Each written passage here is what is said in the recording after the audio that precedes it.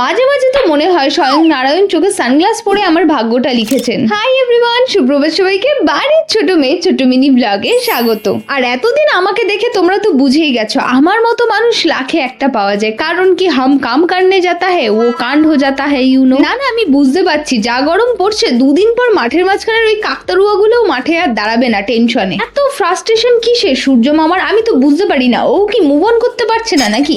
তাই আর কি জীবনের গতিবিধিটা বাড়ানোর জন্য 4টে ডিমের সাথে একটা মোটিভেশনাল গান শুনে আমি চললুম জিমে। আর আজকে আমার ছিল ব্যাক ওয়ার্কআউট। আচ্ছা তোমরা কমেন্টে জানিয়ে যেও তো তোমাদের কোন ওয়ার্কআউটটা করতে সব থেকে বেশি ভালো লাগে। আমার তো জিমে আসলেই মনে হয় আমি শক্তিবানের ছোট বোন হয়ে গেছি ভাই, আলাদাই একটা এনার্জি, হেভি ফান। আর ঠিক বাড়িতেই যদি আমাকে কেউ বলে 1 বোতল জল এই ঘর থেকে ওই ঘরে দিয়ে আসো, ব্যাস হামারা হো যাতা হ্যায়, আমি পারলে অজ্ঞান হয়ে পড়ে যাই। আর এইদিকে আমার ছোট্টখাট্ট গোপাল ভাঁড়ের মতো ভুঁড়িটাকে কমানোর জন্য বেশ কিছু ওয়ার্কআউট করে বাড়িয়েই যাচ্ছিলাম, ব্যাস 350 রুপিয়া গায়া। না না দেখো, রিগ্রেট করে লাভ নেই, কারণ কি মানুষের দিন খারাপ হয় আর হামারা তো জীবনই খারাপ হয়। তাই আর কি আমি অনেক চিন্তা করলাম, চিন্তা করার পর আমি বুঝতে পারলাম অ্যাটলাস্ট যদি ঘষে মেজে এই পোড়া কপালটাকে একটু অ্যাডজাস্ট করা যায় ইউনো। আর তোমরা যদি প্রোডাক্টের ব্যাপারে কিছু জানতে চাও তাহলে কমেন্টে লেখো কিউটি, আমি তোমাদের বাদ বাকি ডিটেলসটা শেয়ার করে দেবো। বিশ্বাস করো জীবনে যদি আমি একটা কাজও ঠিক করে করতে পারি না, আমার বাড়ির লোক আমাকে একটা নোবেল পুরস্কার ছুড়ে মারবে, মানে একটা ডাব কাটতে গিয়ে আমার এই অবস্থা। ব্যাস আর কি, তো আজকের মতো 11 দিনের ডেলি ব্লগিং তো শেষ। তো আচ্ছা চলতা হু দুয়া আমি ইয়াদ রাখনা। আর